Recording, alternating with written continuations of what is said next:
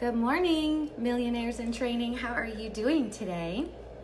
Okay, today we are talking about how dropping your ego can make you more money. Let's talk about that. Okay, so first let's talk about ego. Ego comes in many varieties, many shapes and sizes. And there are good things that ego does for us.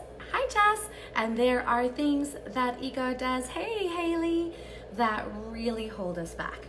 So where ego really holds us back is number one, when it's trying to keep us locked in our same position, right? When it's trying to keep us safe, that's ego going, that's not safe. Hi, Phyllis. It's not safe to make more money. It's not safe to expand my business. It's not safe to try this new thing. It's not safe to wander outside of my comfort zone. So ego is the thing that keeps sabotaging you.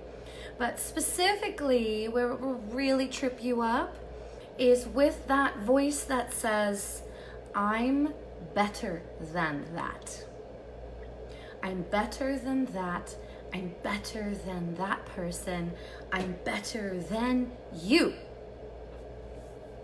Okay, so let's do a little bit of foundational groundwork here. You are absolutely allowed to know your value, and that is not what I'm saying. Know your value, know your boundaries, know your limits, know the clients that you want to work with, know how to say no. All of these things are vital skills in living your healthiest life. However, that voice that tells you I'm better is actually saying don't go outside of your comfort zone. Good morning, Miss Lorene. Because you guys, we're not better. There's no such thing as better. You're not better than another person. You're not better. You're not too good for someone or something. Okay, so that is ego tricking you into a delusion about yourself. I'm not saying that you're a narcissist if you think that you're too good for something. However, it is a narcissistic tendency to believe consistently that they're better than everyone and everything around them. I don't think that you have that going on. However, be really careful to watch out for that voice, I'm better than blank, because it'll keep you stuck. One of the things that will come out is your tone will sound condescending. I'm smarter than you, I'm better. So you're gonna come out condescending. People are going to be triggered by you when it's not necessary, right? Because you're not better, you might have more information, right? And especially if you've started a business in your area of expertise, it doesn't make you better, it just makes you more qualified to talk about what you're an expert in. And you can do that with grace and kindness and love. You will miss valuable opportunities. Hey B, what's up? What's cracking? You'll miss valuable opportunities if you think you're too good for something. If you think you're too good for something or someone or some job, it's just going to go under your level of awareness. You won't be able to necessarily catch the different waves that take us on our journey because you're constantly ruling things out as not quite up to par, not quite up to your standards. And the biggest challenge, the biggest area where ego trips us up is when we would rather starve or let some of our bills go unpaid than risk potential shame and embarrassment. We're not gonna lie, okay? I'm not gonna lie, feeling shame or embarrassed, nobody wants that, right?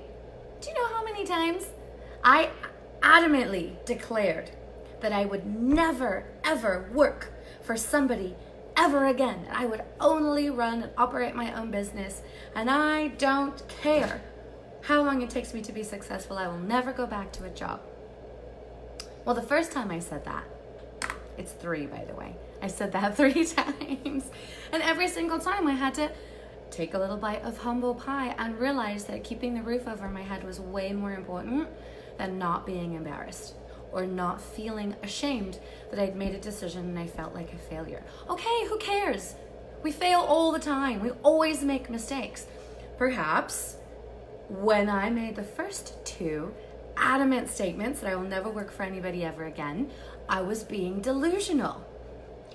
Maybe I was trying to ask my business, my side hustle, to support me before it could, right? Because asking your business to support, we're going to talk more about this tomorrow. Hey Mark, hey Tom, when to jump ship, when to move from your job to your business. Okay, because asking your fledgling business, your brand new business, you're just getting off the ground in the first 1 to 2 to 3 years, right? The majority of businesses take 5 years to generate the first $1 of profit. Everything else before that goes back into the business, historically. That's not the case for me. It took me about 2 years before I could support myself. We'll talk more about that tomorrow. But asking your brand new fledgling business to carry the weight and the responsibility of paying all of your bills, hey Dina, is the equivalent of asking this tiny little baby bird to carry you, to pick you up and to carry you. It doesn't have the energy, it doesn't have the ability to, it's not developed enough, it doesn't have everything in place. And so you're actually just crushing it. You're crushing its spirits, you're crushing its dreams. So ego says, I would rather starve than risk embarrassment. Abby says, don't fucking do that. That's not smart. Hi, Steph. Take positions, take jobs that are going to keep your lights on, that are going to keep food on your table.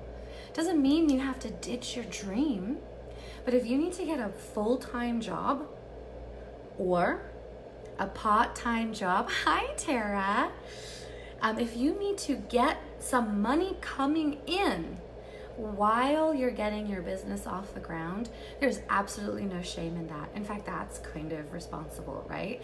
If you have another person in the household who can support you, then awesome. You probably have a little bit more of a luxury. Hey Jen, welcome. Hi Josh. You have a little bit more of a luxury to be able to maybe not take a job or not try to find a different way, a workaround to bring in extra money, right? Which is beautiful. That is amazing. What a gorgeous, gorgeous space for you to be able to grow your business in. However, if you do not have the luxury of another income coming in, and you're trying to get your business off the ground, you're gonna have to do something. You're gonna have to go work at Menchie's. You're gonna have to drive for Uber. You have to have money coming in. You cannot put that pressure on your business as you're trying to grow it, as you're trying to nurture it. Okay, so suck it up. Hi Mike, how are you doing? So suck it up, okay? Suck it up, you can do it. Yes, you're gonna be embarrassed. Yes, it's going to feel maybe humiliating. Don't worry, you can do it. Instead of letting your ego tell you what you are and are not. Hi P, too good for, hey Rochelle, welcome. Instead of letting your ego rule out opportunities for income for you, follow your intuition and set, always babe, you can count on me to be 100% real 100% of the time. Hi Jen. So instead, just follow your intuition, set your boundaries, okay? Follow your intuition, right? Because fear is gonna come in. We don't wanna make decisions based in fear. Should I take this full-time job? I'm feeling nauseous because I have no idea where rent is coming from. Okay, not fear, right? Meditate, ask your intuition, sit with your intuition. What feels right? Should I take this full-time job? If the resounding answer is yes, there's absolutely learning in every job. Hi Bethany. If the answer is yes, then do it. Maybe you're only going to do it for 3 or 6 or a month or a year. Maybe you're going to have to do it for 2 years. I was working full time, seeing clients nights and weekends, taking 1 day off a week. I was still going to school. I was working my frickin' tush off, single mom, to build my business because that was what I had to do. Hey Shirley, when I was working full time, I was working with Shirley at Princess Cruises. That's where we met. And then after about a year, I was making enough money that I could go part-time, got a couple of restaurant jobs, worked a couple nights a week. I was making enough to pay my basic expenses. And then, dang it, I'm talking about tomorrow's subject. Follow your intuition.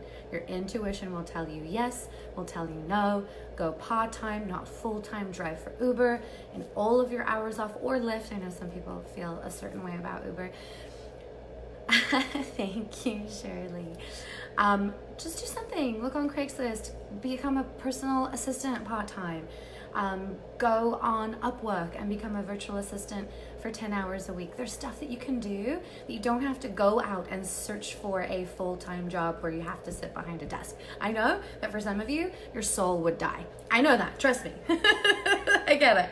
So you don't have to do that. There are other options, and that's where being creative comes in, like we talked about last week. Anyway, so dropping ego makes you money. That is the bottom line. You are not too good for anyone or anything. You're not. You might operate at a higher vibration. You might have beautiful, firm, loving boundaries. You may know exactly what you want and exactly what you don't want. And trust me, I have had clients who have had beautiful opportunities who were struggling financially, and intuition said no, don't take it. And sure enough, 2-3 weeks down the line, boom, something exploded, and it just transitioned them right out of that struggle. So sometimes that is your path. That's why it's intuition, not fear, not logic. Fear and logic will always take you away from your path. Intuition will always keep you 100% in alignment with it. If you are in Santa Clarita, we have our breathwork session. It's on Thursday at the Flow Spot. It's raising your deserve level. Hi, Amber. Raising your deserve level. Oh my gosh, you may not have seen the video that Laureen did for me, if you're still on here, that Laureen did for me on Saturday. She came to our last breathwork session with money, and you guys, her and her fiance went from struggle to making over $300,000 in sales in July. And the breathwork session was July 11th. So whew, that is insane. So if you're in Santa Clarita, we have 4 spots left.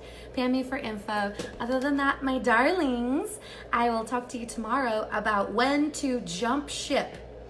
When do you finally move from your full-time or part-time gig all the way over to your business? Because it's usually a lot later than what you feel like you want to. So we're gonna set up some nice firm boundaries for you, so we can keep you eating, keep the lights on, because that is the most important thing.